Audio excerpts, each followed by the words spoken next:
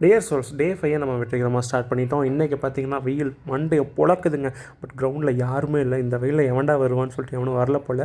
But நான் போகிறேன், வேறு வழி இல்லை, நமக்கு டைமிங் இப்படி தான் செட் ஆகிருக்கு போல். ஸோ அதனால் நான் கிளம்பிட்டேன். ஸோ ரன்னிங் போகலான்னு அப்படின்னு கிளம்பி வந்துட்டுருக்கேன். கிரவுண்டை பார்த்திங்களா, ரவுண்டு பாட்டுக்கு அப்படியே பளிச்சு அந்த சின்ன வயசில் நம்ம தலை மேலே அந்த சூரியன் போட்டு உறிஞ்சி எடுக்கும்ல வெயில. ஸோ அந்த மாதிரி இன்றைக்கி உரிய போகுது. ஸோ பரவாயில்ல, நம்ம கடமையை கரெக்டாக பண்ணி ஆகணும். ரீசெண்டாக ஒரு நியூஸ் பார்த்தேங்க. கன்னியாகுமரி சேர்ந்த சக்தீஸ்வர் அப்படிங்கிறவர் ஒரு 12வது தாங்க முடிச்சிருக்காரு.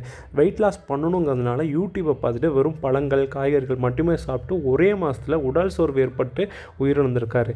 பார்த்தீங்களா, நம்ம சாப்பிட்றதுக்காக தாங்க, உண்மையாக சொல்லணும்னா சாப்பிட்றதுக்கு தாங்க வாழ்கிறோம். அந்த சாப்பாடு செரிக்கலை, கொஞ்சம் அதிகமாக சாப்பிட்டீங்க அப்படிங்கும்போது நீங்கள் வாக்கிங் போய் ரன்னிங் போய் அது எல்லாமே ரெடியூஸ் பண்ணிடலாம்.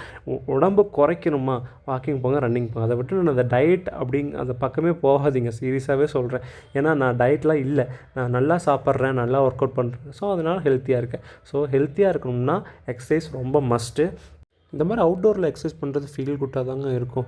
ஸோ ட்ரை பண்ணி பாருங்கள். ஜிம்மை விட இது எவ்வளவோ பெஸ்ட்டாக இருக்கும். ஸோ இன்றைக்கி நம்ம டேவை முடிச்சுக்கலாம். நம்ம கிளம்பியாச்சு வீட்டுக்கு. இன்று வெயிலின் தாக்கம் அதிகமாக இருந்தனால கொஞ்சம் கம்மியாக தான் மூவ் பண்ண முடிஞ்சு. பட் ஆனால் நம்ம அந்த கரெக்டாக ஆப்பில் கரெக்டாக ஃபில் பண்ணியாச்சு.